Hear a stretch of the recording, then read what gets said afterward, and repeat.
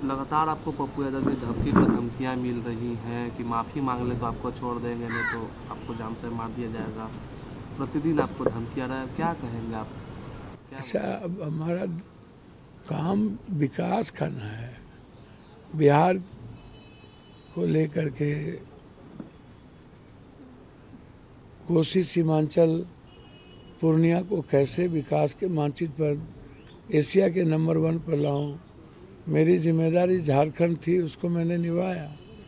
और हम लोग एक बेहतर सरकार बनाए वहाँ। अब हमारा जो दायित्व है वो बिहार में सरकार बनाने की है। यहाँ वहाँ भाजपा खत्म की, अब यहाँ भाजपा खत्म करेंगे। तो हमारी चिंता बिहार को लेकर के है, हमारी चिंता अपनी ज़िंदगी को लेके नहीं है। कौन धमकी दे रहा है वो तो आज 2 महीने से दे रहा है, और डेली कहता है। अब तो कल उन्होंने कहा कि मैं पटना आ गया हूँ, पटना में हूँ, और 5 से 6 दिन काफ़ी है। बोला जिसको हिम्मत है कह दो, मेरा नंबर दे दो और हमको ट्रेस करके दिखाओ। तो वो तो बोल रहा है। अब जब सरकार सोई भी हो, हमको तो आश्चर्य है जब कोई जिले का एसपी यह कहता हो कि इतने फोन के बावजूद कि ये अमुख नहीं है, ये नहीं है, हम सुरक्षा दे रहे हैं। भैया, हम आपसे सुरक्षा कहाँ मांग रहे हैं? हम आपसे यह कह रहे हैं कि ये जो 24-24 फ़ोन से 1.5 महीने से लगातार और डेली व्हाट्सएप मैसेज, आप उसकी गिरफ्तारी करिए ना। आपको वीडियो पर आकर के धमकी अब दे दिया, चेहरा सामने में है। वो कह रहा हूँ कत्ल करना ही करना है, फलना साहब ने हमें कह दिया है। अमुक लोग, अब मलेशिया से फ़ोन आएगा उसको आप देखेंगे नहीं, नेपाल से फ़ोन आ रहा है उसको ट्रेस नहीं करेंगे। आप कह रहे हैं पाकिस्तान से जो फ़ोन आया, कोई सिम ले आया, फ़ोन कर दिया है यहाँ लाके। भैया, आप उसको उसका लोकेशन निकाले, उसका टावर लोकेशन निकाले, उसकी आपने गिरफ्तारी की? किस आधार पर आप कह रहे हैं भाई? आप हमको जरा बताइए। तो सर, जब मेरी ये स्थिति है तो आम लोगों की क्या स्थिति होगी? व्यापारी और बिजनेसमैन पर कितना प्रहार होता होगा, कितनी वसूली होती होगी? क्या ये अच्छे सरकार का ये दायित्व है? क्या सरकार सबकी हिफाजत के लिए नहीं बनी है? क्या सत्ता पक्ष में और जो उनकी वकालत करे, मुखालफत करे, उनके लिए बात करे, जो उनके झूठ के साथ खड़े हो जाए, खोदो इंडिया के साथ खड़े हो जाए, तो वह ठीक। और जो सरकार को जगाए, सरकार की बातों को, की कमियों को गिनाए, वो सही नहीं। तो आप तो सारे विपक्ष को मारना चाहते हैं, विपक्ष रहे ही नहीं। तो हम तो गृह मंत्री जी, चीफ मिनिस्टर, डीजीपी, डेली मैं दे रहा हूँ, डेली। भैया, आप ठीक है, गलत या सही, मैं आपको एक बात की चैलेंज करता हूँ, सही या गलत, आप ये जितने कॉल आ रहे हैं, जितने ऑडियो आ रहा है, जितने वीडियो आ रहा है, आप उनकी जांच करके जनता को बताएंगे ना कि क्या है। और जो हमको धमकी दे रहा है, क्या वो कानून तो सही दे रहा है? तो कानून के वो मुजरिम है कि नहीं? और आप मेरी सुरक्षा ना करें, आप अन्य लोगों की सुरक्षा करें जो आपके साथ हो। क्या एक परिवार की सुरक्षा की जिम्मेदारी आपकी नहीं है? मैं तो घूम ही रहा हूँ डेली, रात भी मैं 1 बजे 2 बजे आया हूँ, 1:30 बजे आया हूँ। मैं दिल्ली जा रहा हूँ, लोकसभा में बिहार और झारखंड के मुद्दे उठाऊंगा। 1.5 लाख रुपया, करोड़ रुपया झारखंड के रखे हुए हैं, जीएसटी के अन्य पैसे रखे हुए हैं, उसको उठाऊंगा, सहारा को उठाऊंगा, संभल के मुद्दों को उठाऊंगा। तो मेरा तो बिल्कुल साफ है, किसी को जिसको जो करना हो, 1 लाख बार मारना हो मारे। डर नहीं लगा क्या? पप्पू यादव, लगातार धमकी दे रहा है तो पप्पू यादव डर का नाम है क्या? जिंदगी में यदि डर गए तो फिर हम समाज की हिफाजत क्या करेंगे? मरने वाला आदमी ही ना सच बोलेगा और समाज की हिफाजत करेगा, इंसानियत को बचाएगा। लोकतंत्र और संविधान को बचाने के लिए यदि लाखों बार मरना पड़े तो क्या दिक्कत है, बिल्कुल तैयार है। पार्लियामेंट में क्या इस मुद्दा को उठाइएगा? भैया स्पीकर साहब से मिल के कहेंगे, मुद्दा तो विकास का उठेगा, मुद्दा उठेगा, बिल्कुल आप क्लियर समझिए कि बाढ़ का मुद्दा उठेगा, बिहार का मुद्दे उठेंगे, झारखंड के। अपने निजी जीवन का मुद्दा मैं नहीं उठाऊं, हाँ, लेकिन अपराधियों के खिलाफ मुद्दा उठेगा। अच्छा, ये महाराष्ट्र में बहुमत आ गया, पूर्ण बहुमत मिल गया है, उसके बाद भैया महाराष्ट्र में कोई मीनिंग है क्या? ये दो भाई चाहते हैं हमारे कोई चाटुकार सीएम हो जो हमारे मन से चले, और फडणवीस को तो ये बनने देना नहीं चाहेंगे, क्योंकि कल के दिन वो नेक्स्ट पीएम के दावेदार हो जाएंगे। ब्राह्मण भी हैं, पीएम के दावेदार भी हो जाएंगे, और शिंदे थोड़ा ताकतवर हो गया है, तो जो ताकतवर न हो और पीएम के दावेदार न हो और अमित शाह जी के लिए चैलेंजर न हो, वैसे ही लोगों को ना अमित शाह जी मुख्यमंत्री बनने देंगे। लेकिन इस बार जनता देख रही है, जो सच था मराठे से इनके नफरत का वो भी दिख रहा है, और ये हर जगह स्टूल चाहते हैं, ये मुख्यमंत्री नहीं चाहते हैं, ये अदानी जी के नौकर चाहते हैं। नौकर टाइप के आदमी मुख्यमंत्री हो, सिग्नेचर करे, तो शिंदे या फडणवीस से ये उम्मीद तो ये कर नहीं सकते हैं, या पंकजा मुंडे से भी ये उम्मीद नहीं कर सकते हैं कि वो सिग्नेचर कर देगा। कल के दिन ओबीसी का बड़ा लीडर हो जाएगा। तो इसीलिए ये स्टूल मुख्यमंत्री चाहते हैं, और देश को ये समझ लेना चाहिए कि नरेंद्र मोदी जी और अमित शाह जी लोकतांत्रिक मूल्यों के लिए नहीं पैदा हुए हैं। आने वाले समय में बिहार में भी विधानसभा का चुनाव हो रहा है, तो उसको लेकर किस तरह की तैयारी है, और आपका किस पार्टी से आप भैया बिल्कुल कांग्रेस के नेतृत्व में सरकार बनेगी, कांग्रेस आगे बढ़ेगी, और मुझे उम्मीद है कि कांग्रेस हर परिस्थितियों में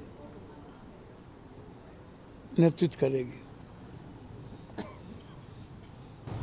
ये मोहन भागवत है, उन्होंने कहा है, भारतीय से अपील किया है कि जनसंख्या संकट से बचने के लिए कम से कम 3 बच्चे को। देखिए इसमें क्या दिक्कत है, अच्छा अपील है, इसमें क्या दिक्कत है? कोई कानून नहीं लादा जा सकता है, लेकिन हम ये आग्रह तो कर ही सकते हैं कि देश की जनसंख्या को हम एक बैलेंस करें। इसमें कोई नफरत वाली बातें तो है नहीं, या कोई हिंदू मुसलमान में तो बात इन्होंने की नहीं है।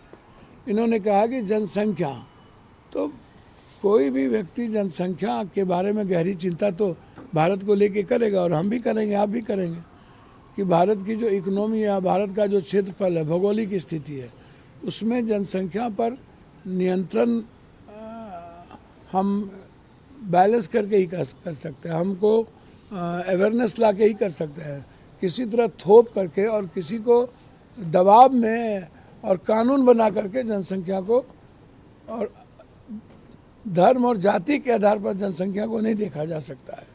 जनसंख्या का मतलब साफ है कि जनसंख्या कम होनी चाहिए। मल्लिकार्जुन खड़गे उन्होंने कहा है कि अब आश्चर्य लग रहा है कि मोहन भागवत इस तरीके से हर दिन मस्जिद और शिवलिंग की तलाश कर रहे हैं, उसको लेकर एक ये है, और कहा कि अब लाल किला हो, ताजमहल हो, गोल गुम्बद को भी ध्वस्त कर देंगे। देखिए बिल्कुल सही कहा मल्लिकार्जुन खड़गे जी ने। अब आप एक बात बताओ, 11 साल के बाद 6 साल पहले अब आपको कोई धंधा नहीं बचा। जिस तरीके से निचले कोर्ट से आप, मुझे ऐसे में तो यदि कोर्ट इस तरह का किसी के पीआईएल पर आदेश देता रह गया, तब तो गृह युद्ध की स्थिति हो जाएगी। खोदो इंडिया ये आप जिस तरीके से मंदिर, मस्जिद, गुरुद्वारा, चर्च, ये कोई आज़ादी के बाद तो नहीं बनी है, बौद्ध आज़ादी के बाद तो नहीं आया है। आप स्वतंत्र धार्मिक विचारों को आप कैसे चैलेंज करते हो? जमीन तो मंदिर, मस्जिद, गुरुद्वारे सबके पास है। आप टारगेटेड करोगे हर चीज़ों में, वक्फ को लेकर के। कभी हमारा जो राजस्थान में जो अजमेर शरीफ है, तो इसका संदेश पूरी दुनिया में गलत जा रहा है, ये गलत है। संभल में जो हुआ ये गलत है। और जो आप मस्जिद को ज़बरदस्ती टारगेट करके और एक माध्यम बना करके जिस तरीके से किसी के पीआईएल फाइल पर आदेश दे करके जो आप नफरत पैदा कर रहे हो और ज़बरदस्ती दंगा कराने का प्रयास कर रहे हो, ये बिल्कुल गलत है। ये खोदो इंडिया नहीं चलेगा। और इस तरह के बांटने की प्रवृत्ति, काटने और नफरत की राजनीति इन लोगों को छोड़नी चाहिए। गिरिराज सिंह ने कहा है कि प्रियंका गांधी, जिनकी दादी ने आपातकाल लगाया और देश को बर्बाद कर दिया, कांग्रेस इन मुद्दों को संविधान पर बोलने का अधिकार नहीं है, चोर चोरी के खिलाफ बोल रहा है। देखिए, गिरिराज टाइप के लोगों को कोई लेता है? ये कोई आदमी है? बिना पेंदी का लोटा है। सब के बारे में जो आदमी 10 साल में बिहार का एक काम नहीं किया, उसको बोलने के अलावे एक काम, ये लोग बिहार के लिए बोझ है, ये लोग राजनीति में बोझ है, ये लोग आम आदमी के दुश्मन हैं और ये लोग नफरत की आवाज़ की ही खाते हैं। और इंदिरा गांधी जी आज भी ऊंट बैठ जाए तो गधा से ऊंचा है। आज भी सर्वे होगा तो हिंदुस्तान की राजनीति में इंदिरा गांधी की शख्सियत नहीं है। इंदिरा गांधी जी के बारे में गिरिराज चांद पर थूक फेंकने की बात करता है। इंदिरा गांधी जी के बारे में जानना हो तो अमेरिका के उस वक्त के राष्ट्रपति से पूछो, चाइना के राष्ट्रपति से पूछो। तुम तो चाइना से समझौता कर लिया, तुम तो सबसे समझौता कर लिया, तुम सबको गिरवी। इंदिरा गांधी के बारे में जानना हो तो बांग्लादेश और पाकिस्तान के इतिहास को देखो। इंदिरा गांधी के बारे में जानना हो तो राजवाड़े को जिस तरीके से मिला करके बैंकिंग सिस्टम को जो बिल्कुल पारदर्शी किया उसको जानो। बैंक को उन्होंने जो एकीकरण किया, राजवाड़े की को क्या नहीं किया भाई। तो इंदिरा गांधी जी के बारे में इनको 11 साल के बाद भी सपना में राहुल गांधी, प्रियंका गांधी और प्रियंको गांधी आने लगा। अरे यार, आपके घर में भी बेटी और बहू बीवी है ना, बचो ऐसी चीज़ों से ना भैया। राजनीति को इतना गंदा ना करो कि हमारी संस्कृति और हमारी बेटी परिवार की संस्कृति खत्म हो जाए। जैसे शरद पवार के सुप्रिया सुले के बारे में जो निजी हमला बीजेपी ने किया, यही चरित्र है गिरिराज सिंह का। गिरिराज का कोई चरित्र नहीं है। वो उसका बिल्कुल समझिए कि वो गोबर गणेश है। उस पर जितना घी डालिएगा गोबरे का महक आएगा। उस सबको छोड़िए, समाज में वे ही नहीं लेता है लोग। अच्छा, ये अरविंद केजरीवाल है, अभी दिल्ली में भी चुनाव होना है। अरविंद केजरीवाल ने कहा है कि किसी से कोई गठबंधन नहीं करेंगे, कांग्रेस से अकेले चुनाव लड़ेंगे दिल्ली में। ठीक है, स्वतंत्र पार्टी है, कोई भी, हर पार्टी अपना स्वतंत्र है लड़ने के लिए, आगे बढ़ने के लिए। उसमें क्या दिक्कत है भाई? अरविंद जी की अपनी पार्टी है। लेकिन हम जरूर चाहेंगे कि कांग्रेस की पूरी नज़र दिल्ली पर है। कांग्रेस अपने जिम्मेदारी के साथ काम कर रही है। हर पार्टी चुनाव लड़ती ही है, उसमें स्वतंत्र है। लेकिन अरविंद जी को जरूर कहेंगे कि दिल्ली को हर परिस्थिति में जीतना चाहिए और उसके लिए एक रास्ता हमेशा खुला रखना चाहिए। आम आदमी पार्टी के विधायक हैं नरेश बलियान को है दिल्ली पुलिस ने गिरफ्तार कर लिया। कहा कि गैंगस्टर से बातचीत करते रहे, ऑडियो क्लिप। भैया, अरविंद केजरीवाल तो सदन में कह दिया है कि दिल्ली को अशांत कर रहे हैं गृह मंत्री जी और सरकार, गैंगस्टर को पैदा किया जा रहा है। अरविंद केजरीवाल तो सदन में ही बात बोले हैं। एक कोई जेल में जो लोग बंद हैं वो तो साफ कह दिए हैं कि दिल्ली को गैंग एक हार्डकोर तोड़ने की कोशिश हो रही है। उन्होंने तो साफ कह दिया, उसमें तो कोई बहस ही नहीं है।